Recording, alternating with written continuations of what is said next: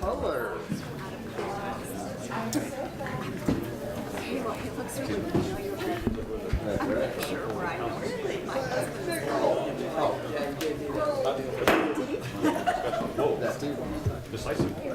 I'd like to welcome all of you to the joint meeting of the City of Salem Budget Committee and the Salem Urban Renewal Budget Committee on Wednesday, May 7th, 2014.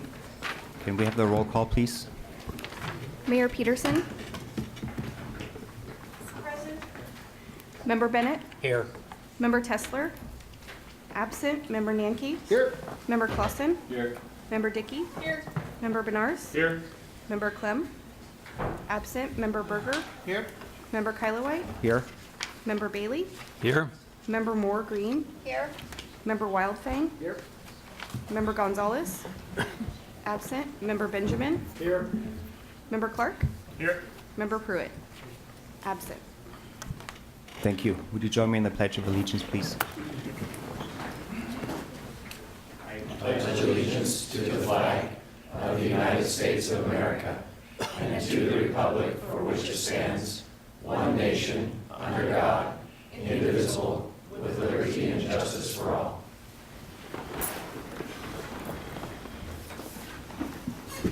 Could I have a motion for approval of the minutes from April 30th, 2014, please? So moved. Second. Motion by Member Bednars and second by Member Nanke. Any discussion? All in favor say aye. Aye. All opposed say nay. Motion passes. Budget Officer Jacobs, would you present the handout material for us, please? Thank you, Chair Kaliwhite. We have a number of things in handout materials to discuss this evening. First of all, your handout materials, item A is a summary of Budget Committee actions through April 30th, and in fact, that document did not change as a result of the April 30th meeting, so it is a replica of what you saw at that meeting for the April 23rd actions. The next item on your handout materials is a staff report for options for funding the 2014-15 Budget Committee wish list items, and I would recommend to the Budget Committee that we defer discussion on that item until item 8 on the agenda this evening, which is the point at which you provide your recommendation for the 14-15 budget. Item C is a staff report that was requested by the Budget Committee. It's the impact of police reductions on crime in Salem. Item D, court fines imposed over the past 5 years that remain unpaid. Again, that was an information report that was requested by the committee. There is item E is a parking structures capital improvement projects report. This is the report that we alluded to last meeting, where we would provide more specific information about the planned parking structure projects, the projects that have been approved in the CIP.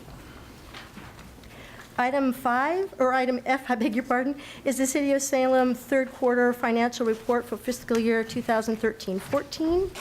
And item G is the third quarter financial report for the Urban Renewal Agency for the third quarter 2013-14. Additionally, in your packet, and these are things that we will discuss at the time that they appear on the agenda, are staff reports in regard to approving the property tax rates, a staff report to help you that provides information regarding the recommendation for the budget. And those things are both for the City of Salem. They are items 7 and 8 on your agenda. Items 9 and 10 are similar staff reports, but in regard to the Urban Renewal Agency. Also on your tables this evening was an additions agenda, and the purpose of the additions agenda was to provide you with a corrected staff report that you'll use for item 10 on your agenda. There was a number error on the attachment, a transposition, and so we've corrected that, and it's noted on the additions agenda. And finally, on your desk, you found a staff report regarding aligning the 14-15 proposed budget with the City Council goals. This does not appear on your agenda.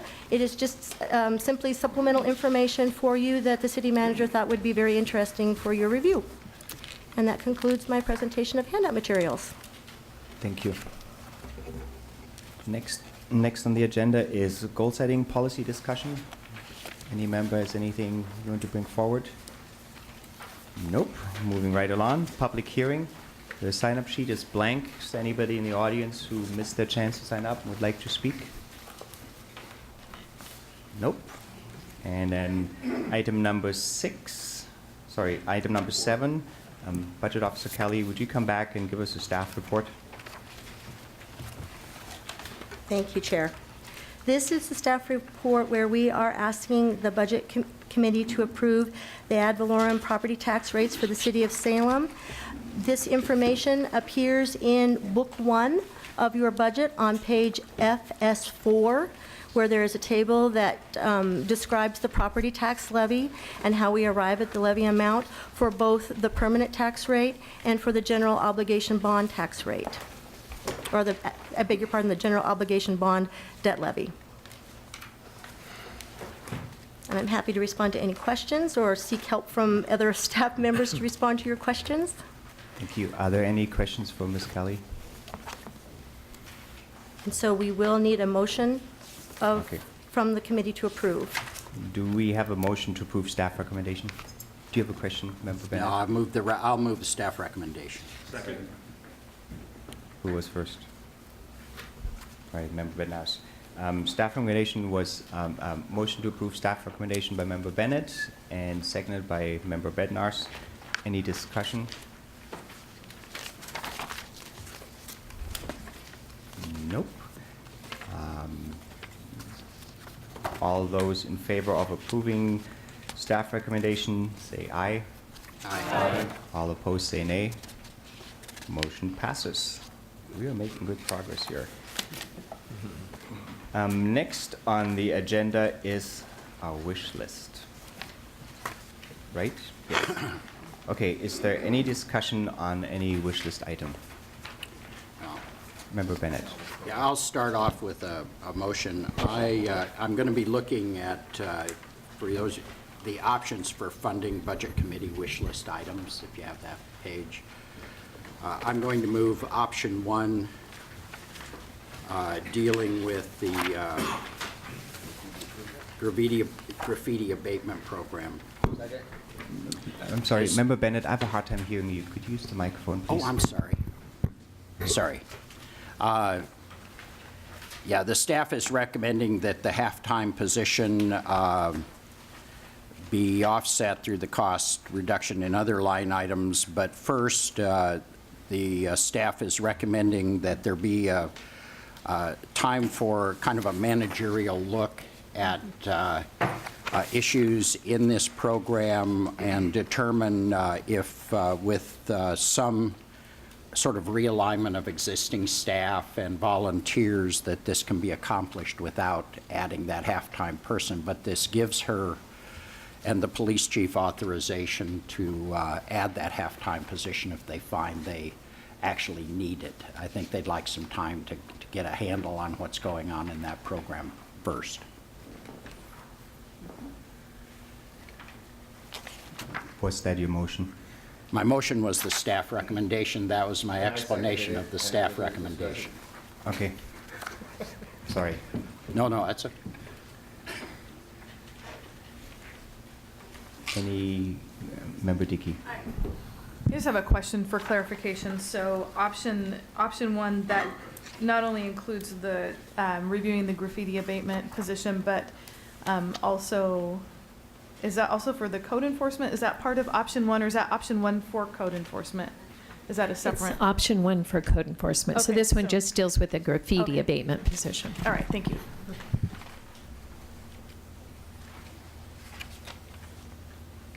I assume that's why, That's what your choice was. Yes. Yeah, sorry. Okay. Any other discussion?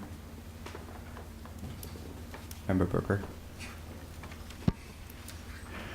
Although I don't find this highly unreasonable to do, I'm not going to be voting for it or any of the wish list items. My rationale is purely to try and keep this budget as low as possible as I move through the next 2 years of my term, when at some point this room will be full of people angry at me, saying that I'm cutting the most important thing in their life.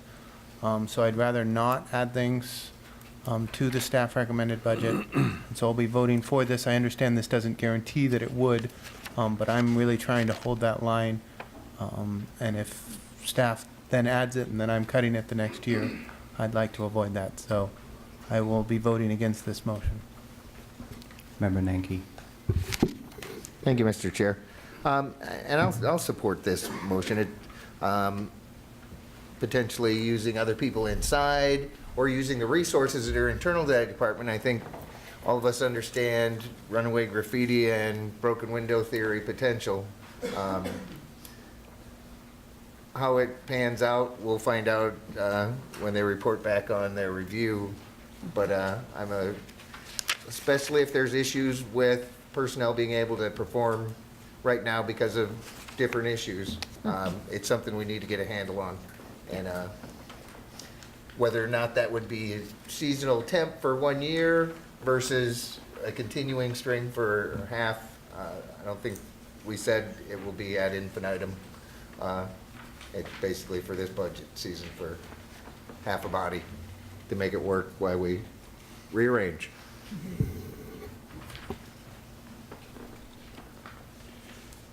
Okay.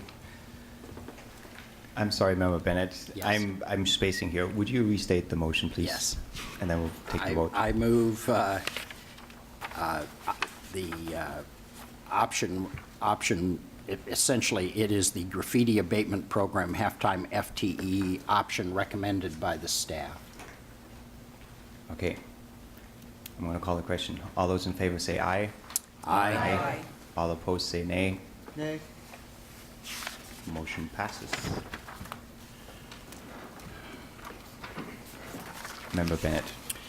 Thank you. Mr. Chairman, I move the option 1 recommended by the staff regarding the code enforcement officer 1 FTE position. Second. Okay, motion by Member Bennett, second by Member Dickey. Discussion. Yeah. Member Bailey. The obvious question to me is,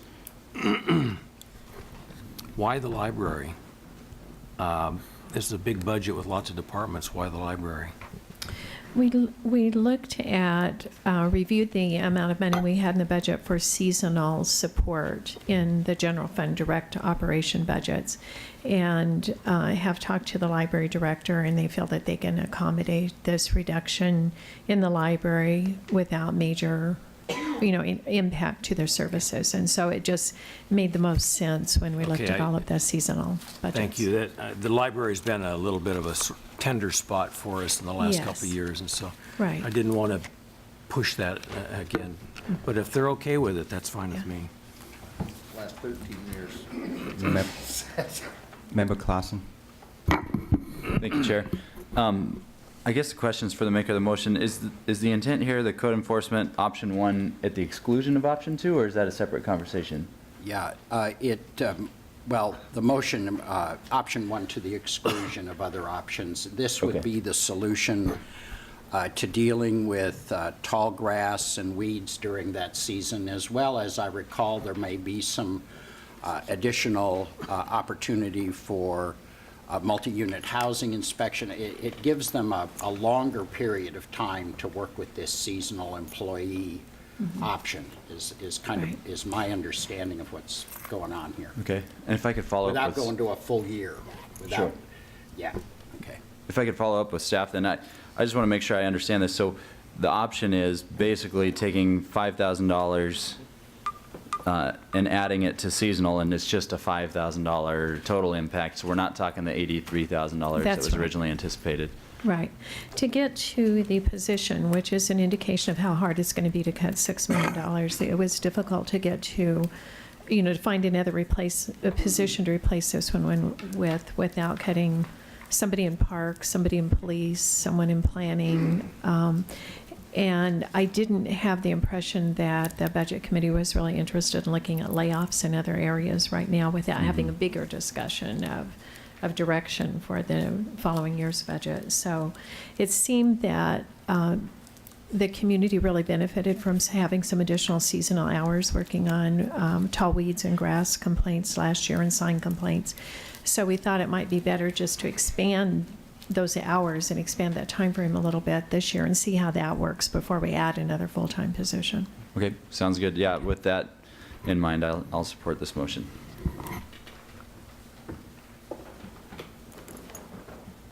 Page. Member Berger. Man, don't mean to be so negative today, so I apologize, everyone.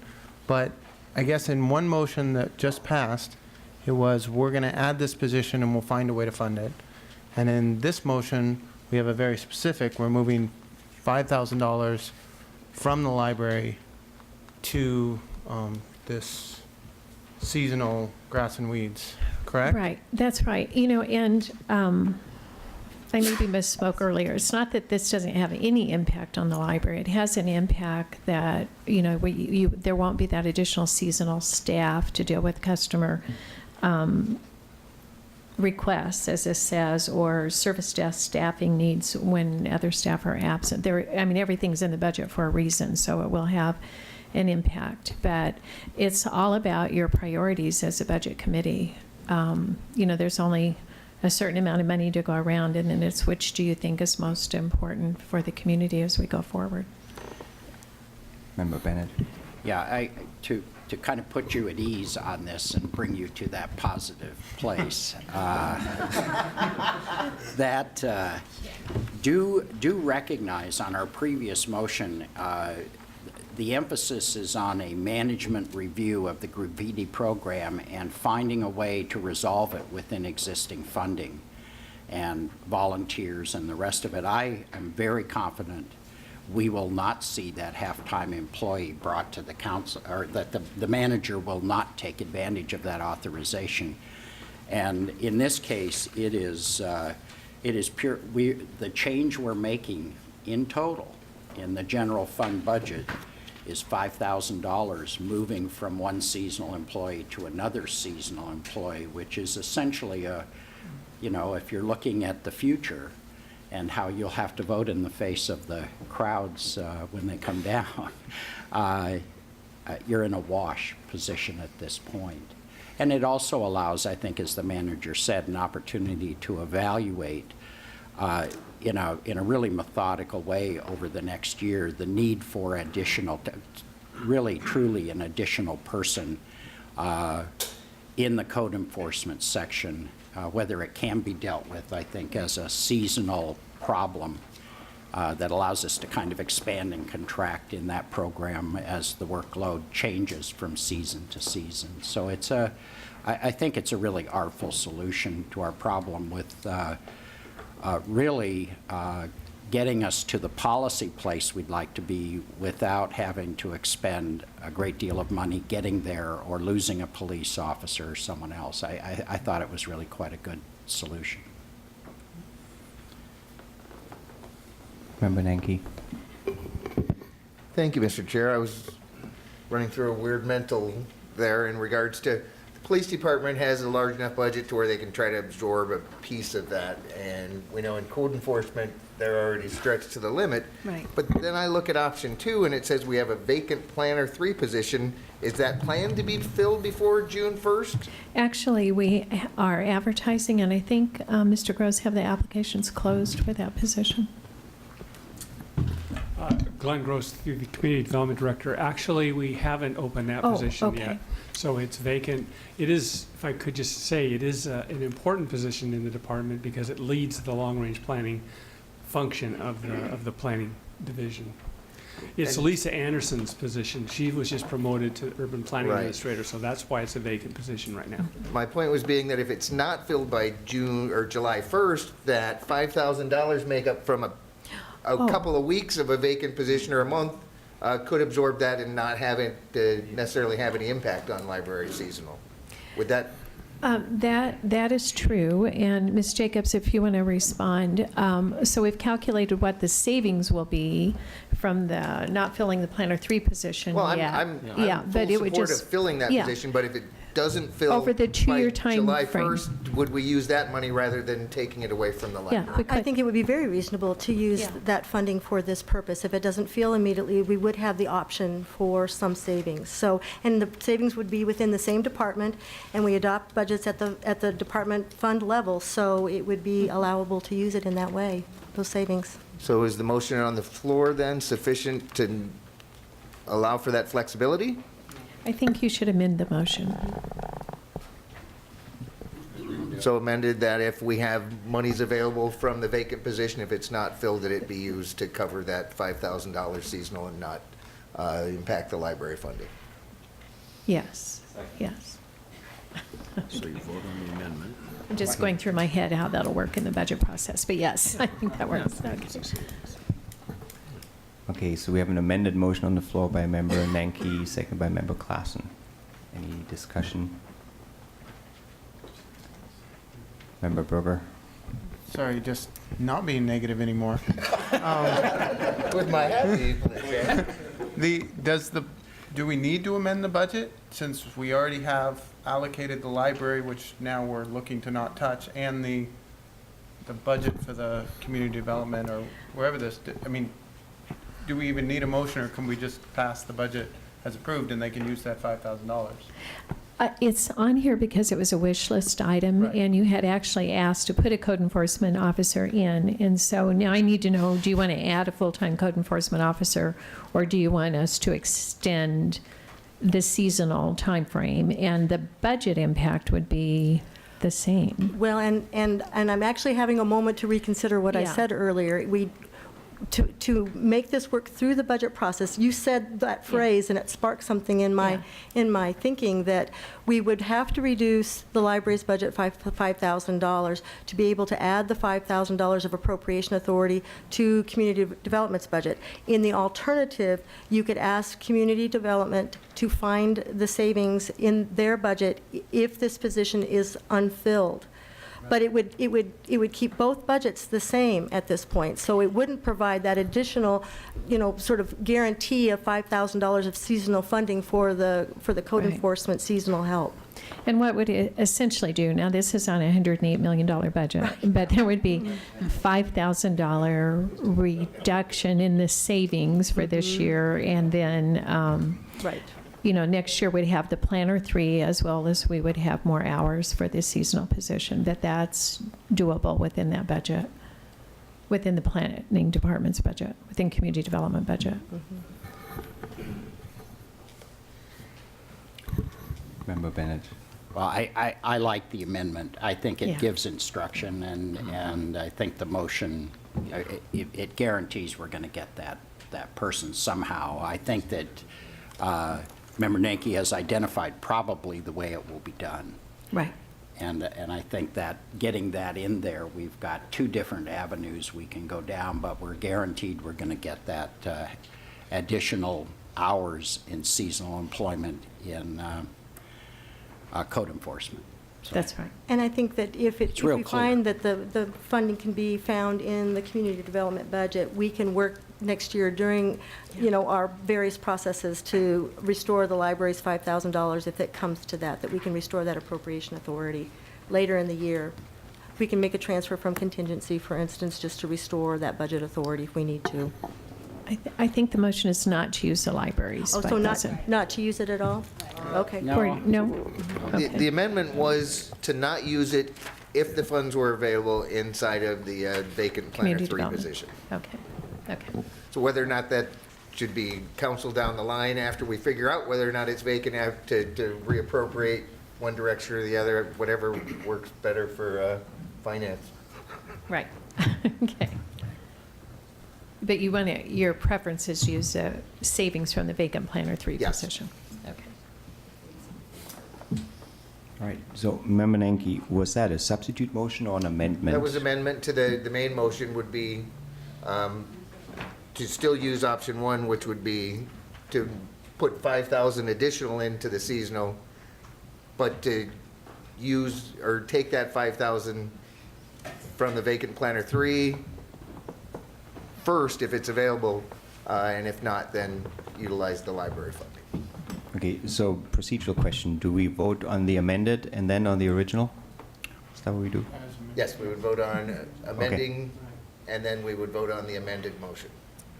Jeez, Right. this is confusing. Right. All right, Vote on the amendment. So we vote on the amendment Okay. first. let's vote on the amendment as put forth by Nanki and seconded by Clausen. All in favor say aye. Aye.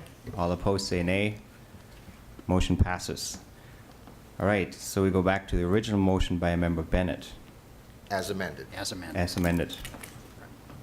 do we need any discussion there, or can we vote? Nope. Okay, all in favor say aye. Aye. All opposed say nay. Amended motion passes. Thank you.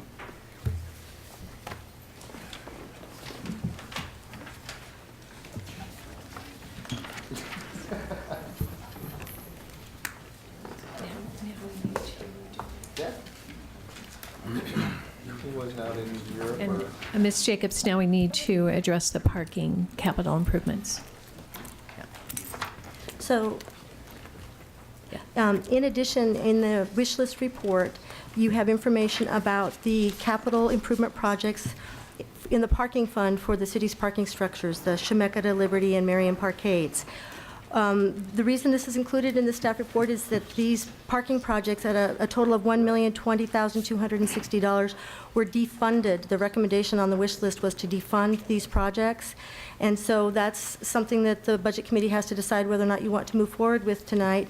One of the things that I mentioned in the staff report that I would just like to reiterate, that if the Budget Committee defunds these projects, then at the point that this budget is recommended to the City Council cannot restore the projects because they exceed the limit that the Budget Committee can add to a Budget Committee, or I beg your pardon, that the City Council can add to a Budget Committee approved budget.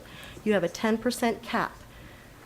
The Budget Committee's budget can only be increased by the City Council by 10%. Restoring these projects would represent a 68% increase in the parking fund budget. Thank you. Thank you, all right. I have a motion to make regarding this. The motion that we had made previously was to defund this position, the repairs to the parking structures. And I'm not too certain, I may need some attorney help here, wherever he is. There he is. Regarding the motion that I want to make, but I'd like to have some discussion about defunding or not defunding the repairs for those structures. And so I just need a little direction. Do I need to make another motion now so that we can have that discussion?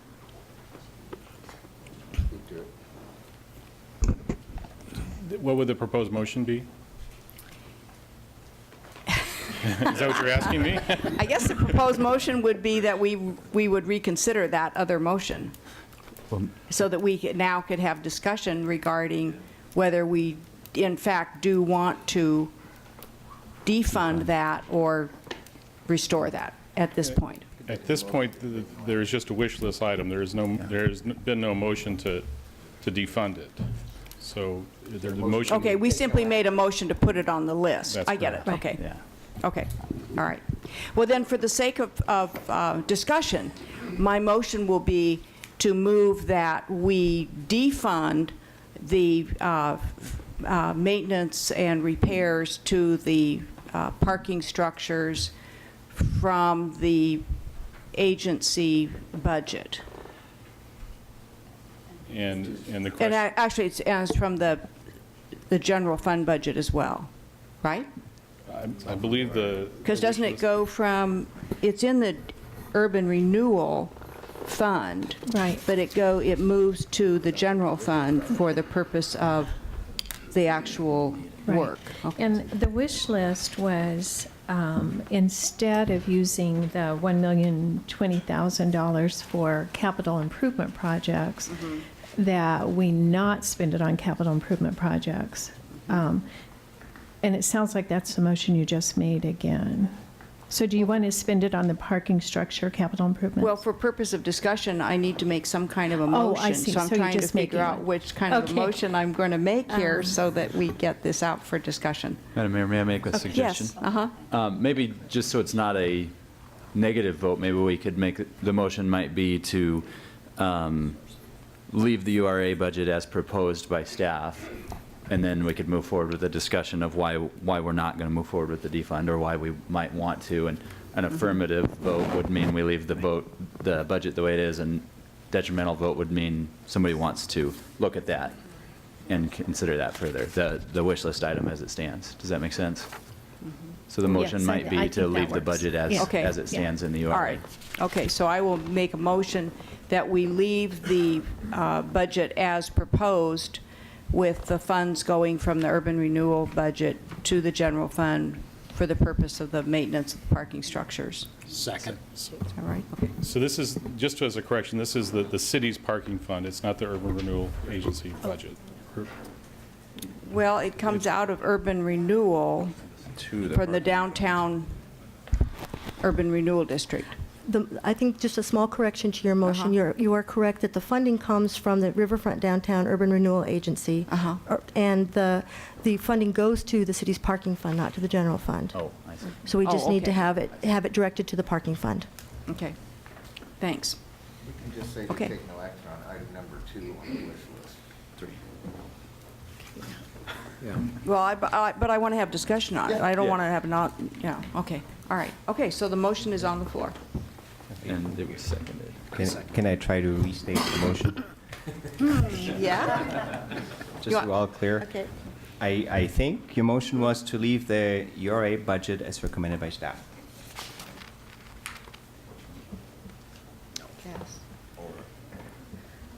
No, Member Bennett? May I make a Be recommendation? more specific than On that. the wish list, there is a recommendation from staff to retain the capital improvement projects in the proposed fiscal year 2014-15 parking fund budget in the amount of $1,020,260. I think that's a positive motion. Yes. Move staff recommendation on item number 2. Is that okay? That's fine. Okay, I'll second that. Okay. Okay. Mayor Peterson, would you restate it, please? Well, I have to admit, I am getting a little confused because I thought it was my motion to not fund the parking structures restoration and repair using the urban renewal money. That was my original intent. And so what I'm saying tonight is I wanted to get out onto the floor an opportunity for us to discuss this. So I'm just asking for help to craft whatever motion has to be crafted so we can get it out onto the floor. Okay? Okay, Member Bennett. Yeah, And it's not a staff recommendation, it's Right. coming from me. Right. Okay, Right.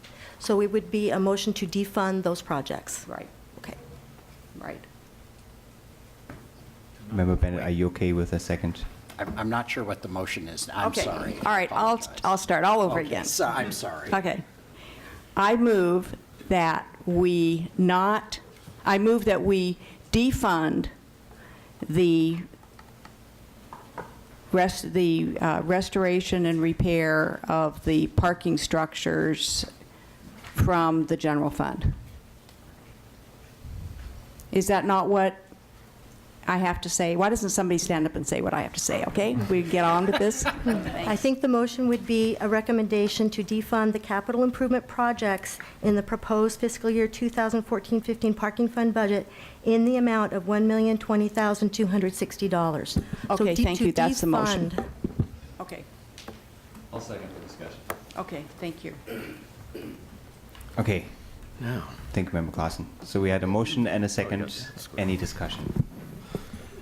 Okay, the purpose that I was bringing, the reason I brought this forward last week, and I wanted to have discussion on it this evening, is that I am still concerned that we're removing money from the urban renewal funds, excuse me, which is intended, yes, for a variety of purposes, and has been used as a stopgap measure for a number of years to repair and make capital improvements in the parking structures, which seems to be a non-ending project, thereby taking money away from the opportunities that we have to attract private investors to the downtown by having toolbox loans and grants available.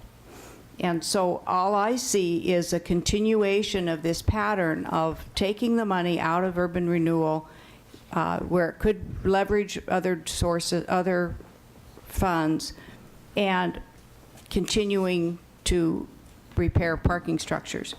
I'm cognizant of the fact that the Downtown Urban Renewal Advisory Board did recommend, back when we were dealing with the parking task force, that funds from urban renewal, from the Riverfront Downtown Urban Renewal Funds, be used for phased up to 3 years to, actually, I can give you the exact wording that was, this was in a report from August 26 of 2013, that would use Riverfront Downtown Urban Renewal Funds for capital improvements to maintain the parking garages in, quote, good condition, close quote, for a period of up to 3 years, fiscal years 13-14 through 15-16, to allow time to implement a financially stable on-street parking system within the Salem Downtown Parking District.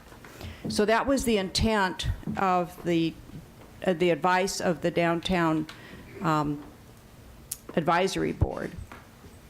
And my concern is I'm seeing sort of a creep in this if we don't have a plan or a direction from our council with regard to the use of those funds. And even in this report that came to us today, the suggestion is that the funding would go actually through 2018-19, if I'm reading this correctly.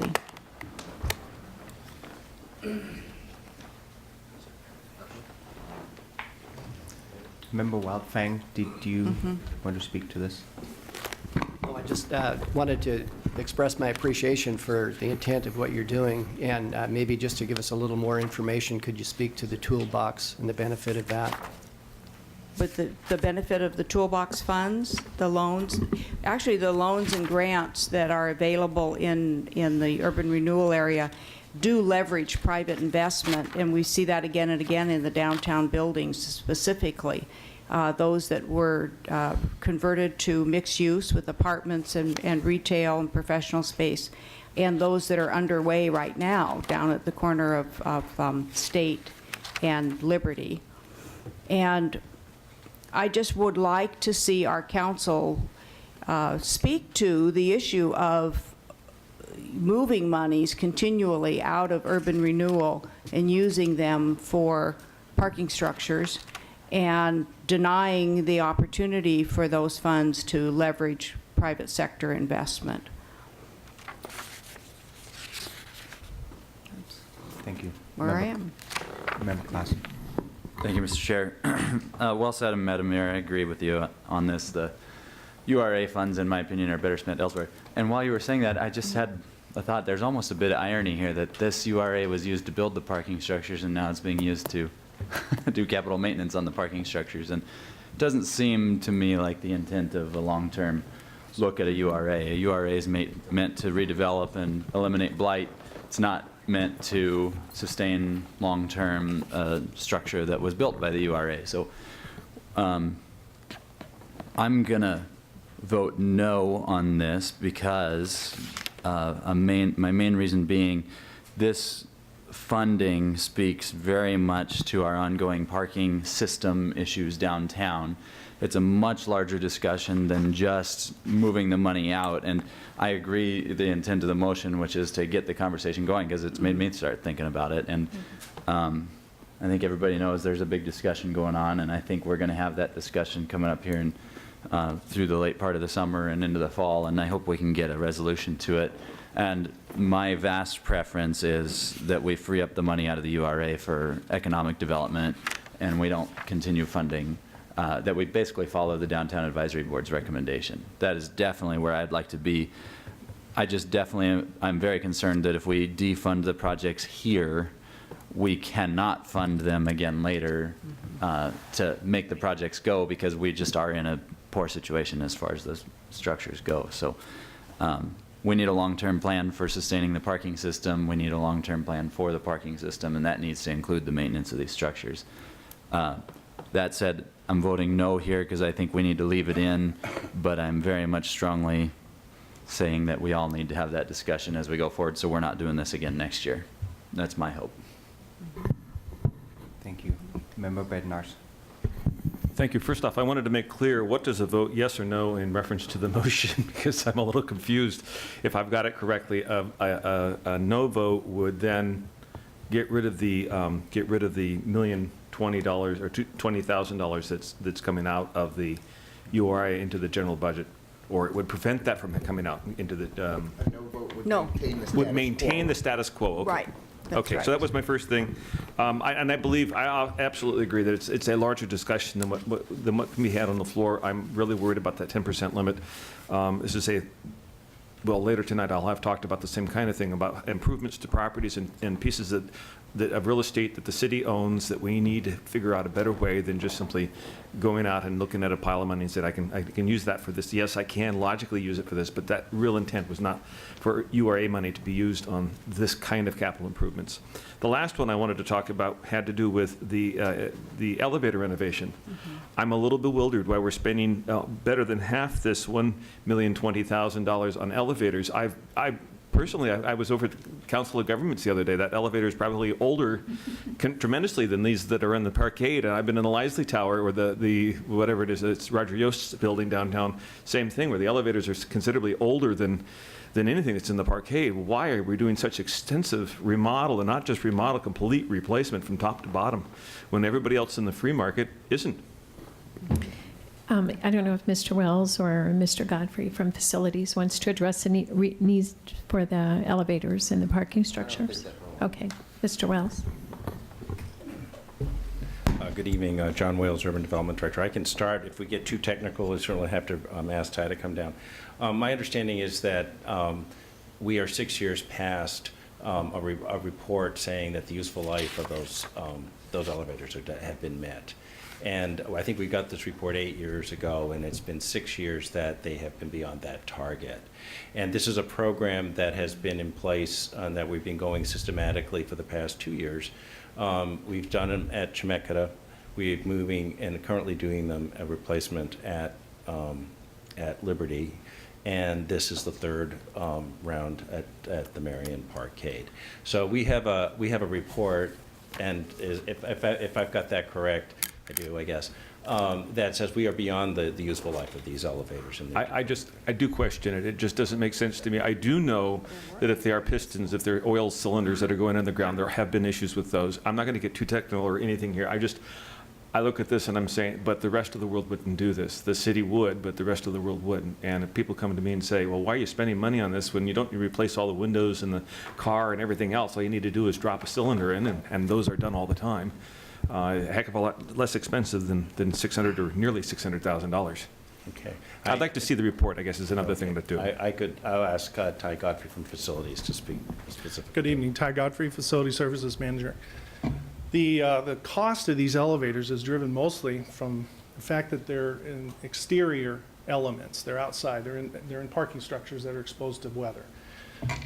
The actual cost of construction, we found out, especially with Chemeketa, came in at about $100,000 per car, which is much less than what was budgeted. This is only a budget number, and we expect them to come in less than that number, but we need that contingency for the unknowns when we tear into them because of their age. They're very old. They're 40-plus-year-old machines. Tell that to the council governments and the Lisley Tower. They're much older than that. Do we have $5,000 that we could spare for an inspector? 5,000? Do we have 5,000 for an inspector? I'm being a little sarcastic, I'm sorry. It just seems like a lot of money.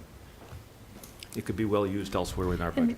And this was based on which engineer? This was based on an engineer's reports of 2006. It's an elevator consultant. Is there any sort of report that could simply be given to me in any shape, way, or form? We could probably find that report and get it to you. I'd appreciate that. Sure. Thank you. I don't think it's enough to hold up the whole budget and everything, but it is one of those points that I look at when I look at a bathroom in the city library that's costing $50,000 where there's an existing restroom. Just seems astronomically high. It is crazy from my mind to be doing that kind of expenditures. Thank you. Okay, we have a question I from... think Councilor Dickey's ahead of me. Okay, Member Dickey. Thank you.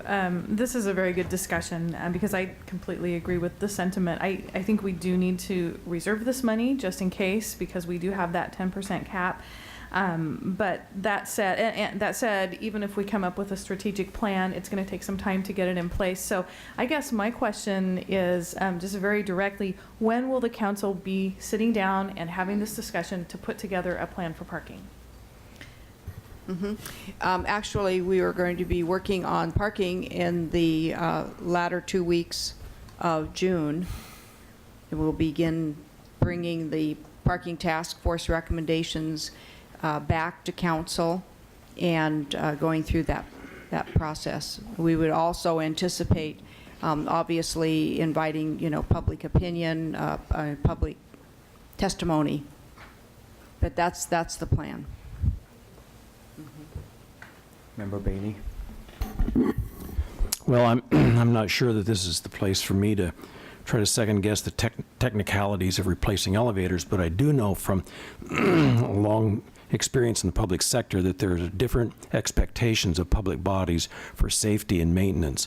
And the first time one of those things crashes and burns with somebody inside it, all hell will break loose about why didn't the city fix it when they knew 8 years ago that it was beyond its life expectancy. Those are not the same kind of expectations for private building owners, and in terms of insurance and that kind of thing.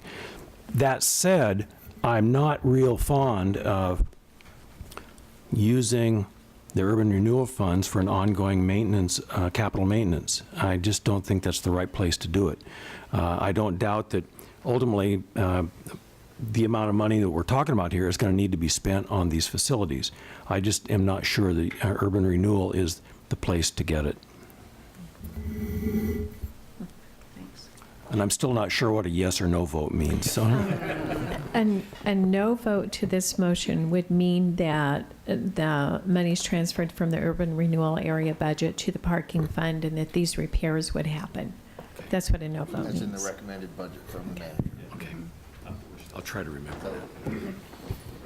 Member Nanki? I will also be voting no on this motion. Okay, I'm scared to repeat the motion. But okay, one more question from Member Benjamin. It's about the frame glass replacement. Is it broken, or can it wait longer? I'm sorry, which glass? Well, it says the Chemeketa Parkade Sky Bridge frame glass replacement, Oh. $187,000. I mean, I don't see that as being necessarily a safety issue unless it's cracked. And Mr. Godfrey? It's as old as the parking structure. It's not safety glass, so we're replacing it with safety glass. It's the Sky Bridge from Penny's all the way over to I think it's the Liberty Square. Closet. Thank you. Okay. So I think Budget Officer Kelly did the best job of stating the motion, so can I ask you to restate it? Absolutely. The motion is to defund the capital improvement projects in the proposed fiscal year 2014-15 parking fund budget in the amount of $1,020,260. Okay, are we ready for the question? Well, Member Bailey? Once again, I'm just, to defund it and do what with the money? To do the repairs to the elevators and the Sky Bridge. Oh, if it was defunded, Yeah. the money would stay in the urban renewal area budget and would probably move at this point into unspecified account and specified projects. Well, to further answer that, though, it would be used to fund the things that the urban renewal is designated to fund and part of the plan, which is to provide toolbox money for loans and grants that incentivize private investment. So in some ways, if I may, this is kind of what you were saying a minute ago about a previous motion. I'm voting on a negative here. And a double negative, a no on a negative, is a yes. Okay. That's right. And as part of the continuing discussion, I have a question then of staff. I don't understand what happened here with regard to the recommendation that originally came from the Downtown Advisory Board that yes, 3 years, up to 3 years of funding could be spent from the urban renewal funds for the capital improvements of the parking structures. But in this memo, in this report, I don't see 3 years, I see something that looks more like 4 or 5 years. Yes, this is the Why is time- that? Thank you, Mayor. This is the time frame of the 5-year capital improvement budget, 5-year capital improvement program. So we have 5 years of capital needs for the parking structures. The Downtown Advisory Board's recommendation is they would be willing to use money from the Riverfront Urban Renewal Area for 3 years of that 5 years until more funding became available.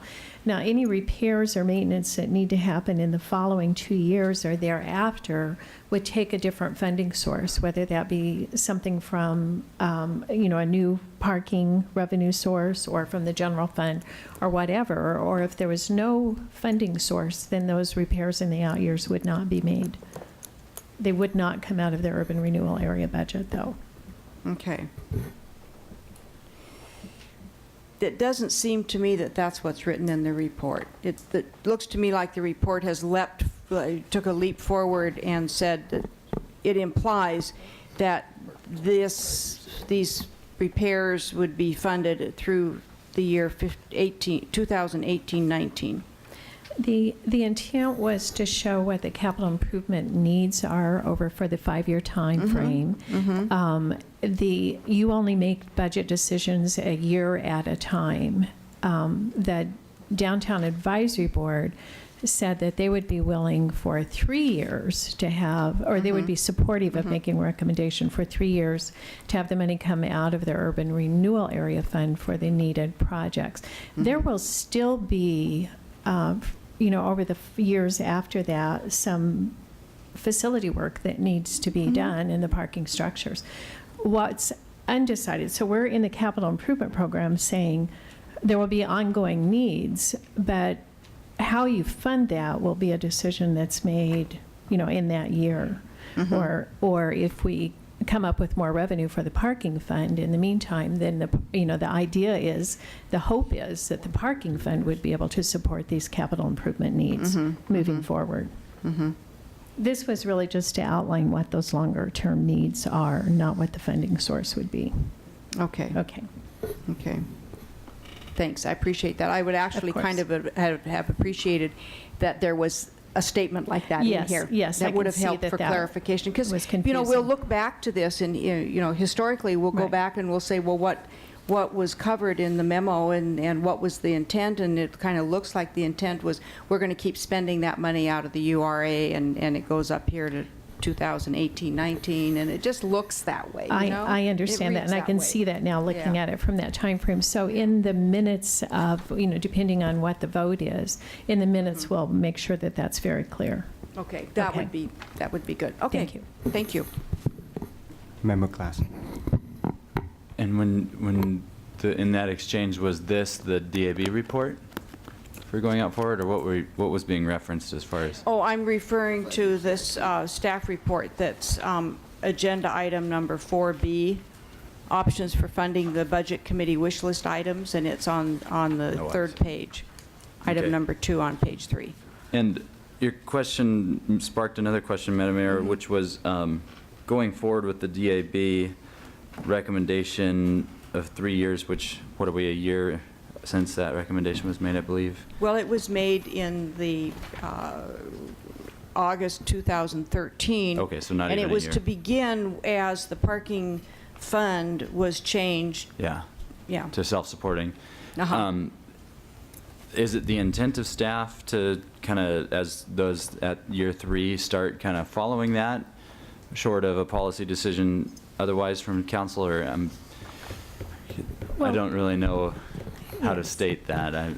I mean, are we headed that direction, or is that going to be very dependent on what happens here this fall?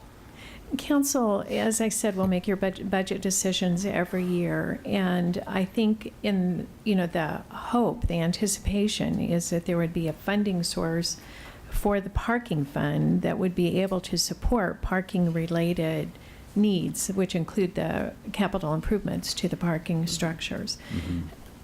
What happens each year depends on whether there's a funding source or not. There may be a point at which the council at that time might decide to use funds from another place or not to do the capital improvements that are needed. Okay. Member Bailey. And just to get sort of budgetarily technical about this here, just so I'm clear, I'm looking at page 192 of the budget document, the Downtown Parking Fund, and in it, I find reimbursements from the Urban Renewal Agency for capital projects totaling $1,282,260. And down below, expenditures, and including the three that we're talking about, plus the Liberty Parkade elevator replacement, those do indeed total the $1,282,000. However, the motion pertains only to $1,020,000, which says to me that the Liberty Parkade elevator replacement item continues. It would not be affected. Is that correct? What page was that? 192? Yeah. Ms. Jacobs. Yes, So you are correct. Okay, so we are obligated to proceed with that project. Okay, so that a no vote tonight will essentially take out $1,020,260 in the right-hand column for proposed FY 14-15, and it will show up in the urban renewal budget. No. It won't go into the downtown parking fund. That would be a yes vote. A no vote will leave it the way it is in this document. Now I am confused. I thought To defund it. The motion was to defund it. defund it, and Yeah, I'm showing here. Which means leave it in urban renewal. That's correct. So That's if you correct. vote yes, then you want to defund it and leave the money in the urban renewal budget. If you vote no, it means you want to do the parking structure capital improvements. We want to do all three of them. I'm sorry. We want to do the three projects Yeah. plus Liberty. Right. I didn't think that's what the mayor was supporting, among other things. Yeah, her motion was in a negative, because she wants the discussion at urban renewal of the city, which will take place at the end of June.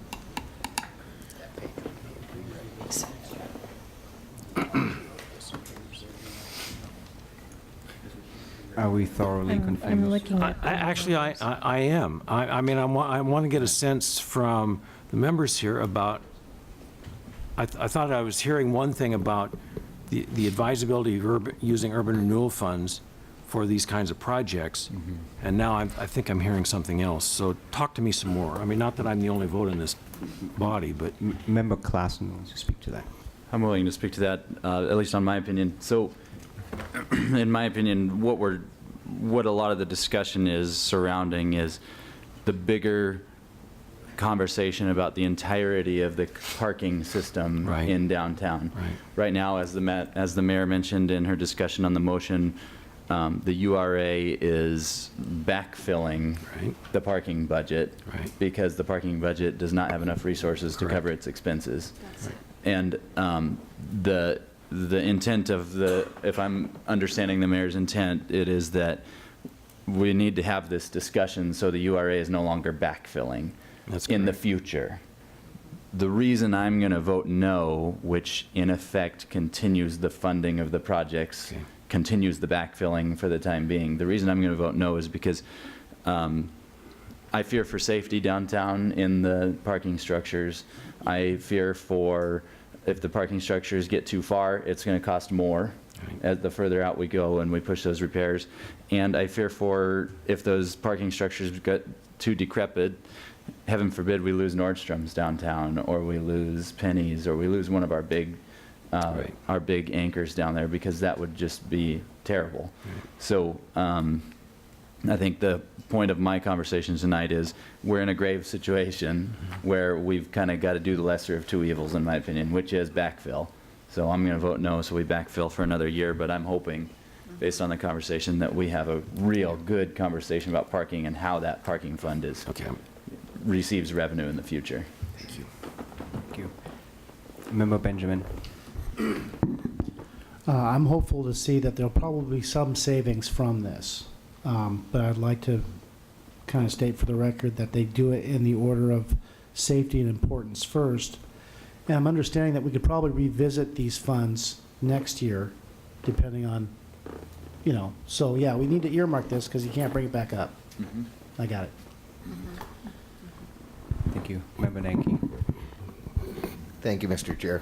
And as we were looking at that 3-year timeframe, we had a plan in place that would have enabled that funding to be there, and then things changed due to a potential referendum or a ballot measure, and so that was all modified. We need to go back and figure out how to get back on that original track to where we can get urban renewal funds out of here, and that's a big discussion that needs to take place on both the council floor and the Urban Renewal Agency floor, which will be forthcoming yet this summer. So we need to get back on track to use our urban renewal funds for what they're supposed to be used for. Well said. Okay. Phew. Okay. I'd love to repeat the motion, but I'm going to ask Budget Officer Jacobs to do that for me. I'm getting really good at it. And then we really vote. Then we're going to vote. The motion is to defund the capital improvement projects in the proposed fiscal year 2014-15 parking fund budget in the amount of $1,020,260. Okay. All those in favor say aye. Aye. All opposed say nay. Nay. So probably should We may raise have to hands. count Yeah. this. 13 of us. All in nay votes, would you raise your hand? 1, 2, 3, 4, 5, 6, 7, 8, 9, 10. That's 10. It passes. I mean, it fails. Fails. Fails. And thank you. Thank you. And thank you, everyone, for the discussion. This is necessary.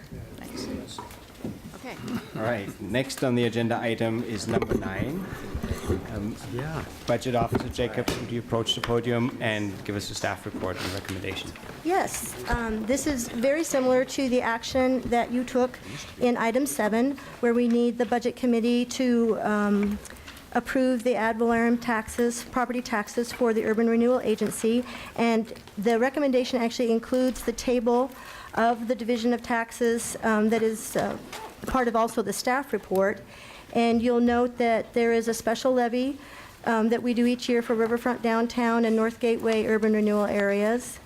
And also with all of the urban renewal areas, we request 100% of the Division of Taxes. So we need a motion and vote to approve the estimated ad valorem property taxes. Okay. Can we have a motion? Okay. Second. Okay. Motion by Member Dickey, seconded by Member Bednarz. Member Bennett, did you want to speak? No? Okay. Any discussion, Member Bednarz?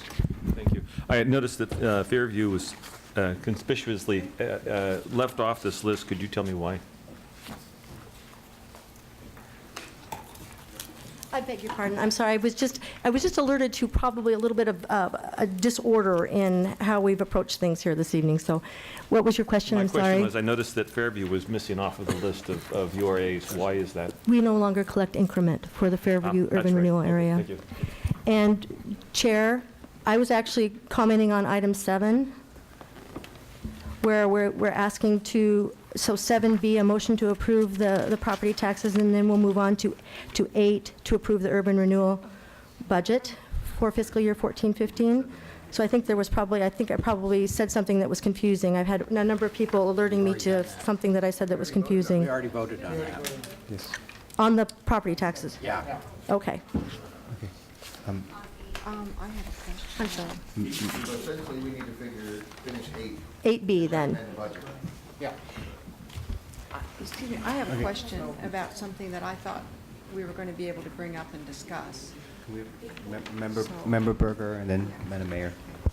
I believe we haven't approved the budget. I believe what we voted on is to move the wish list items that we've selected The ad valorem tax. to the budget, and then we did 7.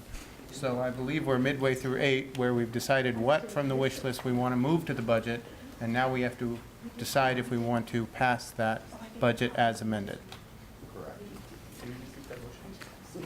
That wasn't a motion, that was just a description of what's going on. Okay. I actually have realized the error of my ways. And we do actually need a recommendation from you for the City of Salem budget. I had skipped forward to item 9, and somehow I had completely confused myself on the agenda, but we do need action on item 8. Yeah. But I have a question before we take it. Okay, Madam Mayor, then Berber, and then Edmark. Well, I was under the assumption that before we began to vote on the budget, that we were also going to discuss the report that came back to us on the impact of the police budget and reductions in the crime rates, et cetera. And that's why we asked the police department for a report. That's why we asked the chief to prepare a report and to be here this evening. But I don't see it on the agenda for where we're addressing this. So it's item 4C in our handouts, but it's not on the agenda. It can all be, any of the handout items this evening can be discussed as part of, for those that pertain to the city's budget, can be discussed as part of item 8 on the agenda. Okay, Member Berber. Councilor Bennett just left, but I believe there was a motion and a second on item number 9, which I think I would like to rescind. It's still active, so although we shouldn't necessarily be there, we are there, so I think we should ask the mover and the second to rescind that motion so that we can go back to item 8. Dan Atchison, the city attorney. At this point, the motion is the committees, not the person who made it. So you need to just make a motion, a new motion to withdraw that motion and return to your agenda. I would move that we withdraw the motion that's currently on the table pertaining to item number 9 and ad valorem property taxes and return to item number 8. Second. Okay. Thank you. Any discussion? Okay. So motion to withdraw the motion on the floor concerning number 9 and return back to number 8. Mm-hmm. Okay, all in favor say aye. Aye. Aye. All opposed say nay. Okay, motion passes. Okay, back to number 8. And Member Dickey, did you want to? No. Okay. All right, so back to number 8. We need a motion to approve the budget as amended, correct?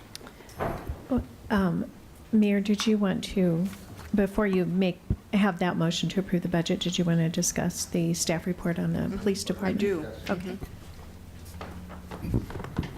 Maybe just in terms of procedure, we could have that as part of the discussion of the motion. Right. Yeah. That's true. Okay. I think that would be a little bit more in order. Okay. Just it would make a little more sense. I think you're right. Yeah.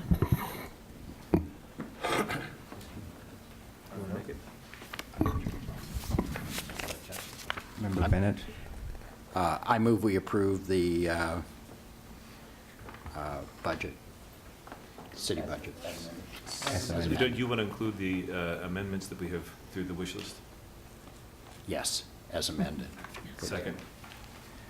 Okay, we're ready for discussion. Okay. Madam Mayor? All right, thank you. Yes, as part of the discussion regarding the budget, I would ask our police chief to be able to walk us through the report that's been provided to us of item 4C, and then I have some questions, and I may have a motion to come out of that, or an amended motion. Okay. Thank you, Chair Callaway, Mayor Peterson, members of the Budget Committee. My name is Jerry Moore. I'm the Chief of Police. And as the Mayor indicated, item 4C, I won't delve into it too deeply because I know you have it before. You have probably had the opportunity to read it. But the Mayor asked several questions at the last Budget Committee meeting, or maybe the one before that. And it had to do with staffing reductions within the police department within the last 5 or 6 years. And there's a graph there that depicts the changes that we've had in staffing within the organization. I will just highlight reductions across there were reductions across the department, including elimination of 2 officers on the downtown team, 2 members of the drug activity response team, a crime prevention officer, 2 unfilled positions on the gang team, and 2 patrol officers. And those are the ones that are included there. Part 1 and Part 2 crimes, you have the graph, so I won't dig too deep into that. I will tell you crime since about, probably since about 2005 had been on the decline. In 2012, there was a spike in property crimes. And that stayed fairly steady. I should say we stayed fairly steady in that in 2013. And in 2014, we have seen a reduction in property crime. We believe that's for a variety of reasons. As you know, we were involved in a DNA pilot project with the state of Oregon. We're one of the few agencies in the state that were asked to participate in that, and that's been very successful for us. We've since then deployed a new pond database, which we believe will help us greatly. And we certainly were involved in a great public education campaign to try and let our citizens know that you can protect yourself, and there are ways to make yourself be less of a victim by safeguarding your property. Calls for service, excuse me. Calls for service over that time have remained fairly constant. However, there has been about a 15% increase since 2010, which is about 9,000 more calls. And that certainly has an impact on the free time that our officers have available to them for traffic enforcement, non-obligated patrol in neighborhoods and such, but fairly consistent there in calls for service. As you can see from gang activity, we have a graph there which depicts documented gang members, and we have approximately 700 in the city of Salem. But our criminal activity by documented gang members has been on the decline, and we believe that's for a variety of reasons. We do have a gang team, as you're aware, in the city of Salem. We're very fortunate to be able to staff that.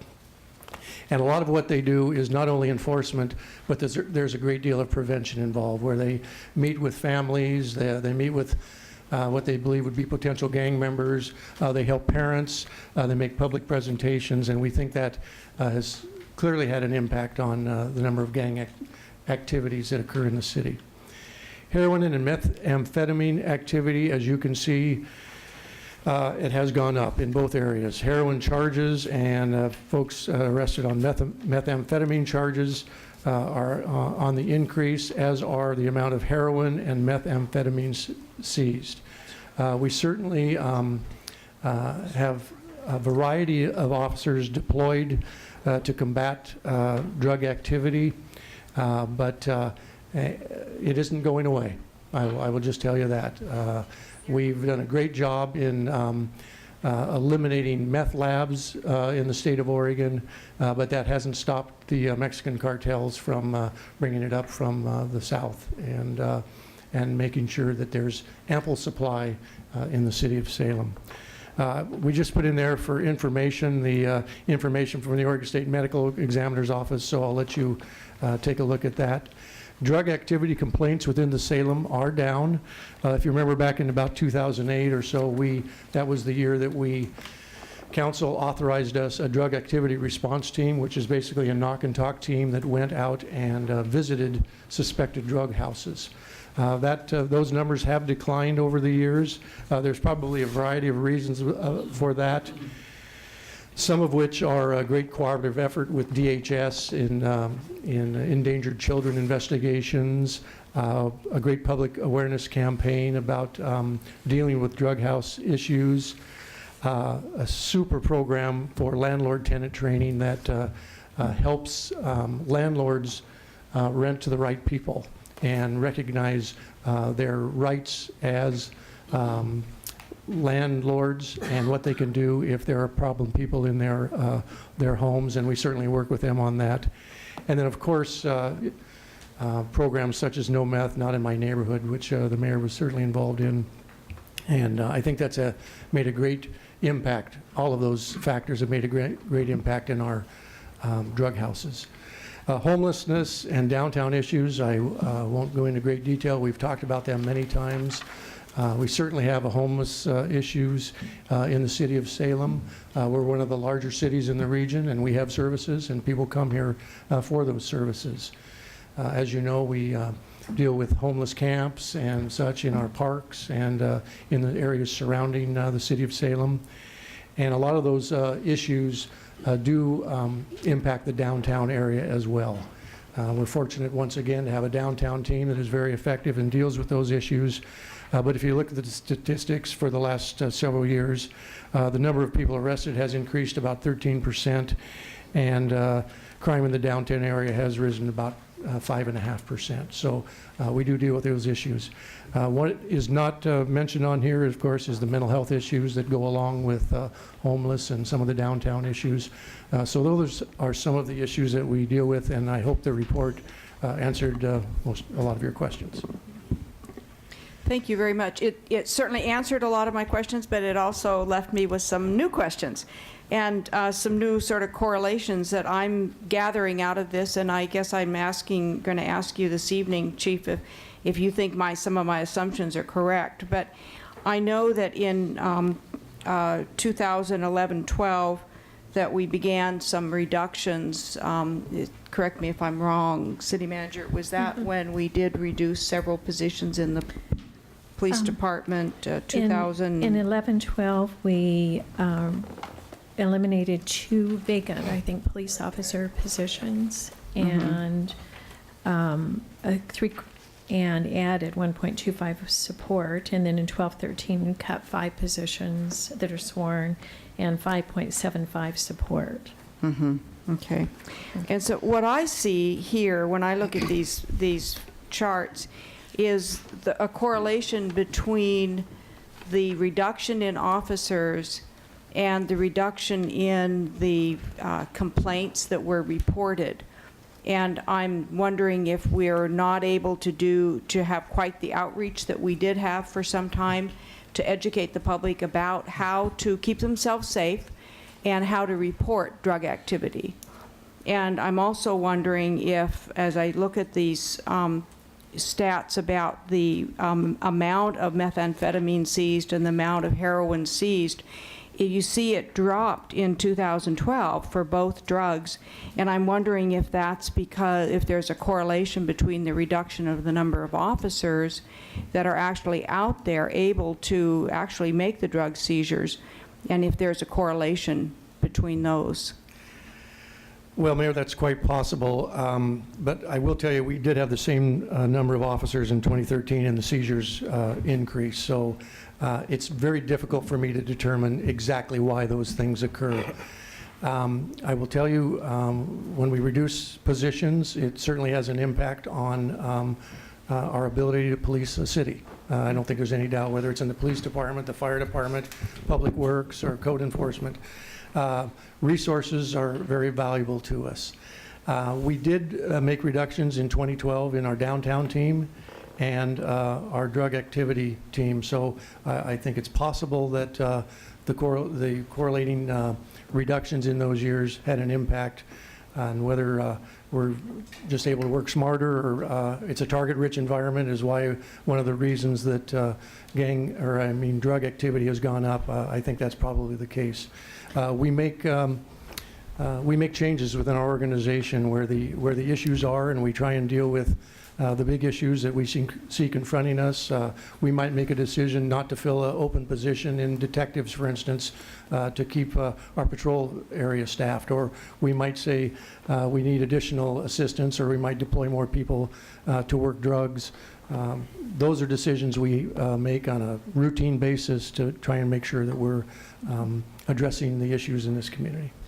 And of course, every year there will be differences in the number of officers who are out on injury leave, maybe for a particular period of time. Sure. Or so That's a great the staff point. Fluctuates. That is a great point. We have officers deployed with the military. We have officers that are injured for lengths of time, and that certainly impacts our ability to staff some of the areas that we would like to, but we make adjustments where we need to make them. Right. Okay. And then I also see that, we eliminated 2 officers on the downtown team, and then in your report,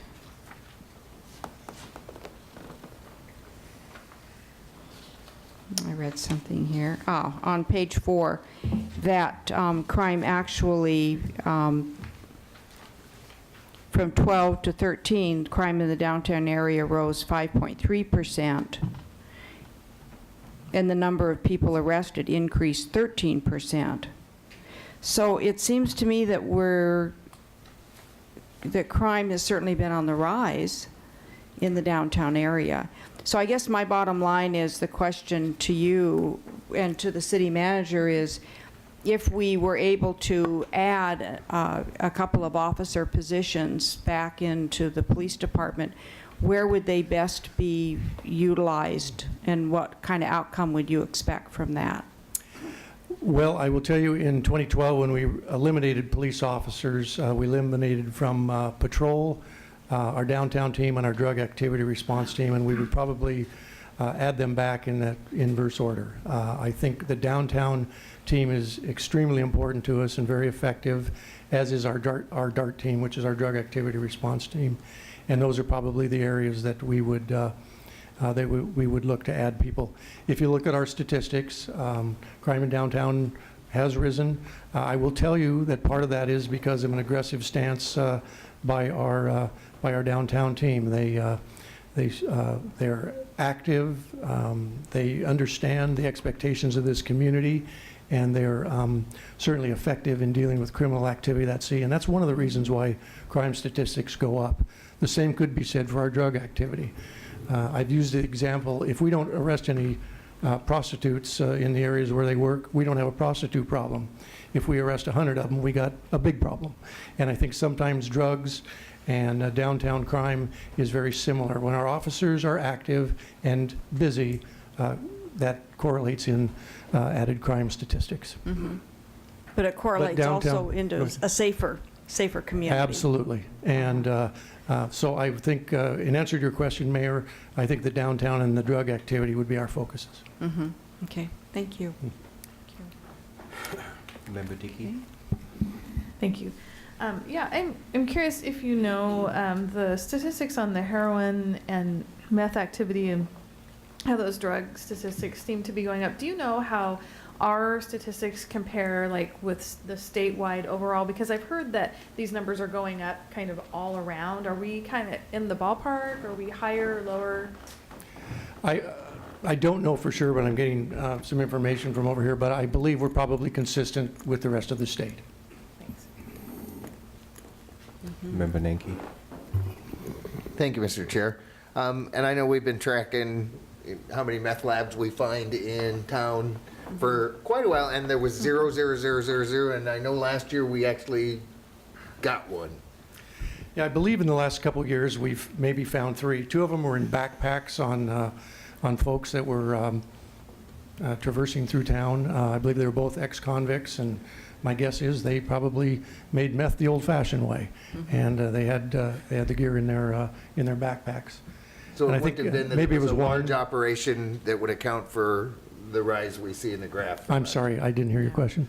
As far as just the rise that we saw between 2012 and 2013, so that's not lab. It is not lab activity. That Okay. is, I think we have been so successful in Oregon eliminating meth labs that we should be the model for the But entire country. it's dependent on who we get and how much they happen to have on them, That's correct. and whether or not they're distributing or using. Correct. Okay. I think the majority of the seizures would probably come from our drug team, but a lot of the arrests also come from our patrol officers who are well-trained and look for those sort of things when they make traffic stops.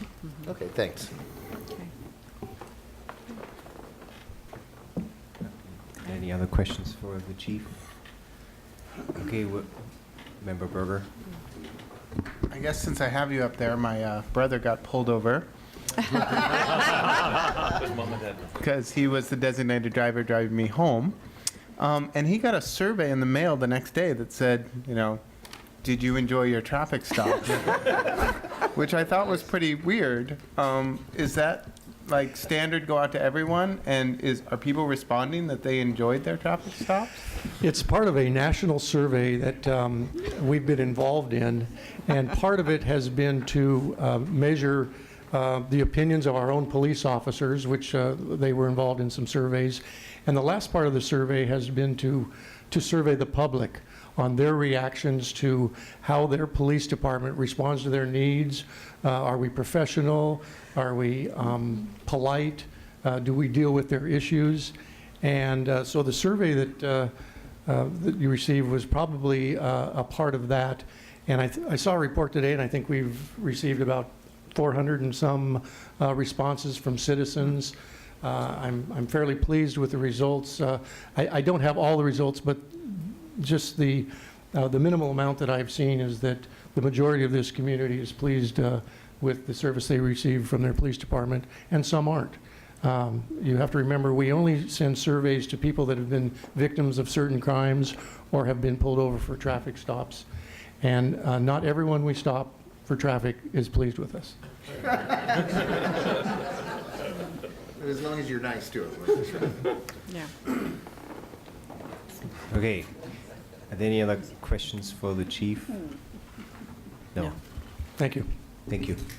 Okay, we're in the middle of discussing the motion to approve the budget.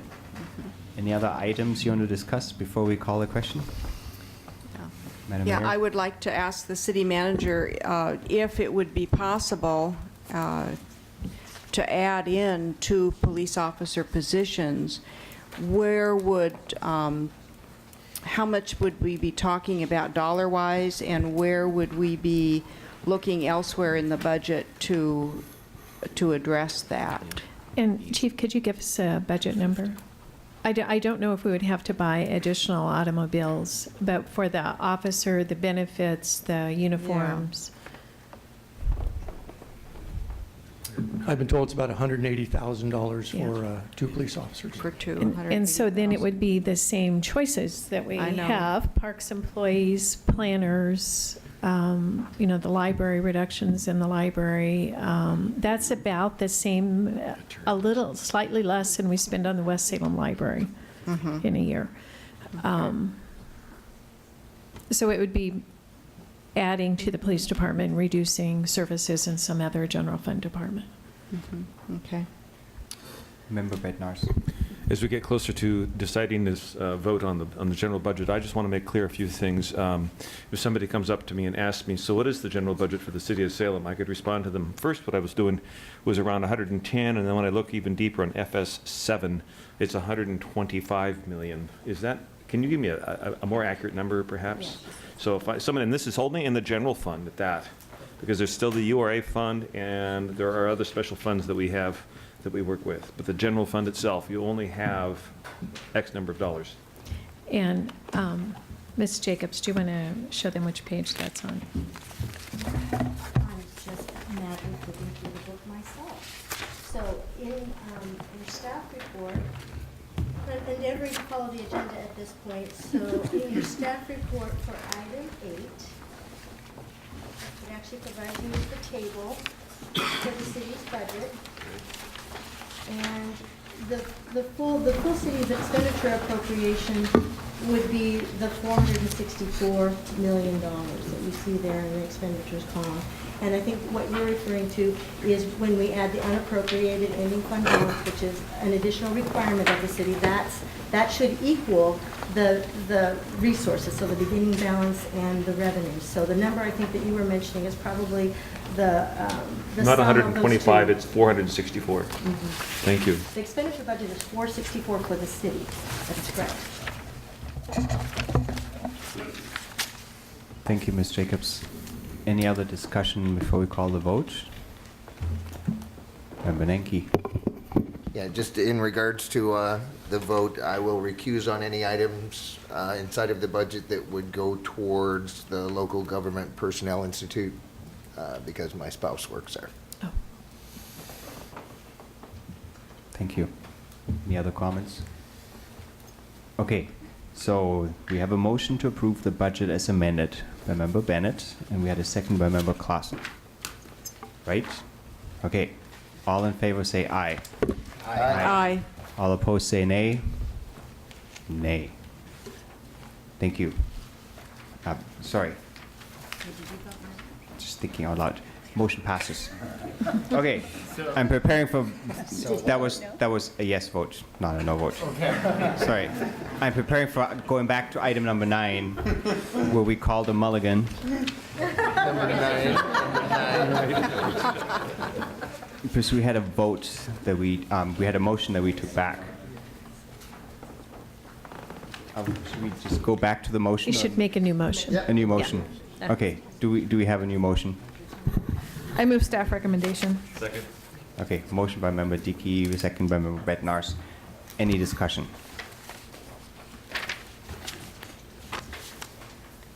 Okay, hearing none. All in favor of approving staff recommendation, say aye. Aye. All opposed, say nay. Motion passes. Thank you. Okay. Now we're on to number 10. Ms. Jacobs? Thank you.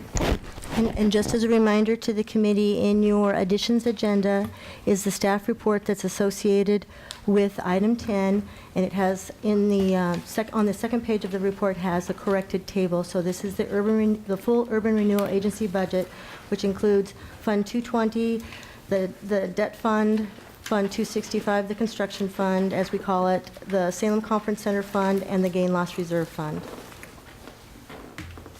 Thank you. Any discussion? Member Bennett? Do you want a motion? Yes, I would love a motion. Okay.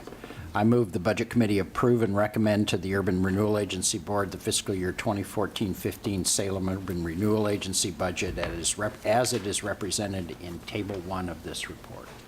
Thank you. Do we have a second? Member Bednarz? Well done. Thank you. Any discussion? Very tabular. Member Bednarz? I just want to have a little clarity. We had this conversation earlier this month in reference to a zero balance in reference to the Salem Convention Center, yet the Convention Center improvements have not been paid off at this point. There's still $3.4 million, is that correct, that's still due on that facility that will have to be paid until, I think it was 2018, was what I remember? As far as the Renee's coming down. 104 loan, Loan 104? 108. I think it's 108. 108. Good evening, Renee Frazier from Urban Development. The Salem Conference Center Fund, as it's presented on that table, actually represents the revenue and expenditures associated with operating the Salem Conference Center. So if you looked in the debt fund in the summary in the beginning of Book 3, it would show you how much was left on the debt for the Urban Renewal Agency, and you're correct, it will be retired in 2018 for the Conference Center. Third one's up. Thank you. Any other discussion? Okay, so we have a motion on the floor to approve the final recommendation for fiscal year 2014-15 Urban Renewal Agency budget. All in favor say aye. Aye. All opposed say nay. Item passes. Next on the agenda is item number 11. Member Bednarz, would you speak to this item, please? Thank you. I'd like to make a motion. I move that the Budget Committee recommend to the Salem City Council that it take action on identifying and implementing sustainable sources of funding to address the city's streets needs, or maintenance needs. I further move that the process begin shortly after the fiscal year 14-15 budget approval in June. Second. Any discussion? Member Bednarz. I have seen, this is my second budget process, but I've been watching that it has been occurring for quite some time, that as we speak about maintenance of so many different things within the city, that we have a lot of deferred maintenance.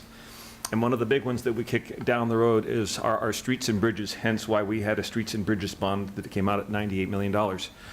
I understand that a minimal investment of about $1.5 million per year is warranted to keep our streets up. We are not doing anything to help our streets at this point other than to fill potholes.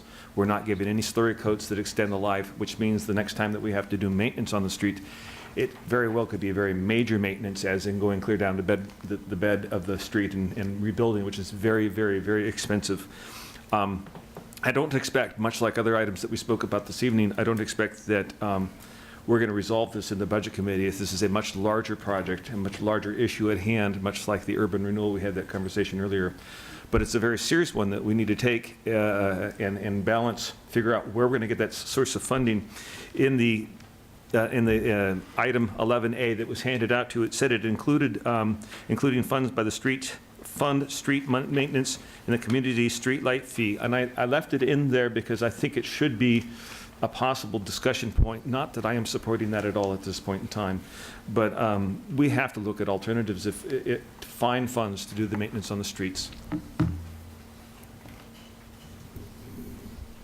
Thank you. Any other comments? Member Nanki? Thank you, Mr. Chair.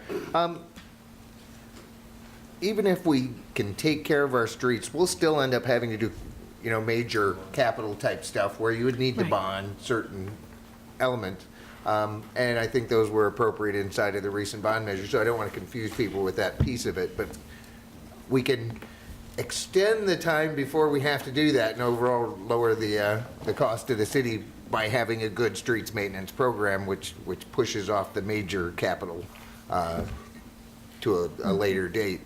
That being said, I've sat on several committees trying to figure this out, and we've moved funds, and then they've gone away. So we need to get back there because we have to take care of this, or we're truly kicking the can down the road and a lot of expense down the road as well. So. Thank you. Member Bailey. I'm going to support this just because I think it's a good message from the Budget Committee to the City Council to be specific about this. This is an action item that needs to be addressed and not just chewed around at the Budget Committee level. So to extend the metaphor here a moment ago of not kicking the can down the road, because otherwise the can will end up in a pothole and it won't go any. You can't kick it anymore. Right? No more roads. So I think this is a not just to discuss it, but actually move ahead with something. And you're going to take grief on it, no matter which way it comes out. I mean, you know that, but it has to happen. Thank you. Any other discussion concerning Member Bednar's motion? Member Berger. I will support the motion. Was there a motion and a second? Did I Yes. miss the second there? Second was by Nanki. Oh, okay. Just checking. I heard the motion, but I missed the second part of it. I'll support the motion, definitely after hearing Member Bednar's discussion, that not setting a direction for the council to look at this. There's lots of ways you can go here. This is an important discussion. I guess the council can do what they want, and recommending that you take recommendations all the time, and if this will help the discussion get moving, if it comes from the Budget Committee. But I would hope if we say no, that doesn't negate you guys in the room from doing your job and deciding what's important for this community. But I'll support the motion, and hopefully it'll be a broad discussion and not focused on just one solution, but looking at a broad outlook of possible solutions. Thank you. Okay, we have a motion on the floor by Member Bednars, second by Member Nanki. Member Bednars, would you read your motion? That was beautiful. I move that the Budget Committee recommend to the City Council that it take action on identifying and implementing a sustainable source of funding to address the city's street maintenance needs. I further move that this process begin shortly after the final fiscal year 2014-15 budget approval in June. Thank you. All those in favor say aye. Aye. Aye. All opposed say nay. Motion passes. Thank you. And last item on the agenda is my favorite. It says, oh, Member Wildfang. Thank you, Chair. This is my second year on the Budget Committee, and I've really appreciated the opportunity to serve, and I'm impressed with the way the city is run. As we've seen tonight, I'd just like to have a little bit of conversation before we all adjourn. Next year is going to be a serious year in the budget. We've heard it for the last 2 years, and we're going to have multiple new council members come in. Right. It's going to be a real challenging year in terms of getting consensus together, I think. The mayor brought up some good conversations. We've heard multiple good conversations tonight that need some more time and more opportunity.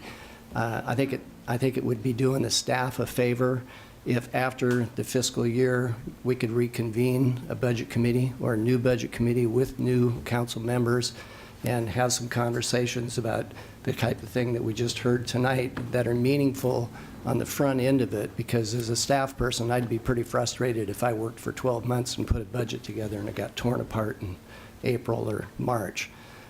So I would just entertain some thoughts on that, because I respect everyone in the room, and you people are good thinkers. But before we go home and wait for the next meeting, so I won't say any more about that. Just thoughts. Member Nenke. Thank you, Mr. Chair, and I know that I've spoken with several of the Budget Committee members who'd like to discuss other options to have kind of some input more on the upfront, and I know that we will be having new counselors come in, but that's going to be halfway through the budget year. They'll be identified hopefully prior to that, depending again on percentages of votes that come out in races with more than two persons, but otherwise, hopefully we'll be able to have counselor nominees. They would become counselor-elect in November and then become counselors in January. But we can start having some of those discussions, I think, a little earlier, and kind of figure out how we want to look at stuff coming at us down the road. Thank you. And if I could, I would really urge you to read the financial reports that the Budget Office has put together. And one of the things that you'll see is with the Budget Committee and the counselors' direction, we've been able to hold our expenditures, fairly, as low as we can going forward. We've cut back and cut back and cut back to make sure that until this coming year that we've been able to keep our expenditures in line with our current revenue. The problem really is resources. We have, especially for the general fund and the streets maintenance fund, we just don't have the resources we need to continue to provide even the current operations that we have. So in addition to, we can cut and cut and cut and every year cut more, but I don't think that's a community that, we're all hoping for. So in addition to talking about expenditures, it maybe would be helpful to think about revenue as well. Thank you. Member Bednarson and Member Wildfang. I wanted to speak a little bit. This is my second year as well going through the budgetary process. It seems to me it really does begin in the fall of last year, literally for this year's budget, upcoming budget, and it comes directly from goal setting. Not that, the public needs to know that we generally don't dive into all the little numbers and walk them around and try to figure out do they all add up and so forth. That is your job, the staff's job to do. But it is our policy to set the policies. It's our goal to set the policy so that you know what you should fund within the budget and what should maybe not be funded. I just welcome the idea. We had, I think, only one goal-setting session last year. If I remember correctly, we were going to have one this spring that didn't occur, and I understand why. I'm just saying that I would like to support more of that kind of goal setting so that you have a better feel of where the council's coming from as you are making your budget. And that has to occur later, literally later in 2014 for the 2015 budget, Right. 15-16 budget. It's very helpful to have that discussion in the fall. Member Wildfang. Well, I just wanted to, again, emphasize how much I appreciate the community involvement that you all seek and the meetings and the time that you spend going out into the communities and just anything we can do to get more community involvement prior to the shock of what may or may not happen, whether it's a revenue increase or an expenditure reduction. Right. Thank you. Member Berger. Again, last meeting's items. In the interim, I'd like to ask the council to try to think during the process what items should come to the budget. I'm noting one item, the $300,000 in raises to non-represented employees that happened, I think, just a few months before the budget process. It would have made a certain amount of sense since the budget committee's job is to prioritize. Do we want to give these raises? Do we want to fund the library? I mean, these are the types of choices you might bring to the budget committee. And as you're making them in the process, obviously, if something has to happen in August and you need to make it right then you have to make it right then. But as things are going through the year, that you think, okay, this is a budget item, this is a priority item, let's use the budget committee that we have set up to try and help us weigh those issues. Ultimately, it's going to be your say either way, but things like that, especially when you're coming close to the budget season, make a certain amount of sense to move into this process and have that discussion.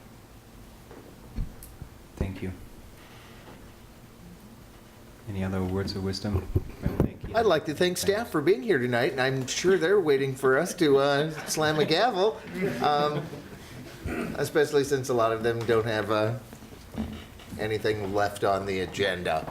But it's always nice to have all of them available in the event, which we very frequently do have questions that don't fall anywhere along the agenda, and having them here and available is a good Thank you. benefit. Thanks. Member Bennett and then Member Bailey. Thank you. I want to compliment you, Member or Chair Kylovite, on just doing a really excellent job this year. You really did a very good job. And we stuffed him in the chair early. Thank you. Member Bailey. Thank you. Yes, just along with others, I really want to thank both staff who attend these meetings faithfully and burn up a lot of FTE doing it, but for the really good work you do, not just in this process, but year-round. That's what keeps the city going. I also want to thank the city council members, those of you who put in a lot of time on not just this budget committee. I get to go home, but you, of course, you ask for it too, I guess. But people, when they find out I'm on the budget committee, it elicits certain responses, and my attitude and my answer is that, in my view, Salem is a very well-run and very civil city government, and I think you do the taxpayers of this community proud, and in stretching the dollars and doing so in a process that is pretty open. We have to make difficult decisions, and not everybody comes out happy, but I think by and large it's really well done. So my thanks to all of you. Thank you. Madam Mayor. Yeah, I have a couple of comments, and one is I very much want to thank the citizen participants on our budget committee. You've been faithful both in your attention to the information, and you've been well prepared. I can tell that when you come to the meetings, and I appreciate so much your time and your willingness to participate in the discussion. That's been very helpful. I think this year, more than any other that I've been on the council, I have felt like we're truly a team, and for me that's always a very positive feeling. So I appreciate your efforts and your work. I also want to say that I know that we have one counselor who's here tonight who will never be going through a city budget process again, and I'm going to miss that very much. Rich, you've been a very, very helpful member of the council when it came to budgeting. You've always been very thoughtful and deliberate and willing to ask questions and bring up ideas, and that has meant a lot to me as the mayor, and I know it means a lot to the council and to the rest of the city council members who've been so diligent. I really appreciate that. I think this has been our best year for council attendance at our meetings, budget meetings. No, that's something to be said, because there have been years where it seemed like hardly any, but thanks for that. That's really important, and I appreciate that participation tremendously. No. Thank you. Any other parting words? Well, as the chair, I want to thank you for your participation. I think the last 5 weeks were very fruitful and the discussions were very civilized. Thanks to the staff for being patient with us amateurs. And this meeting is adjourned.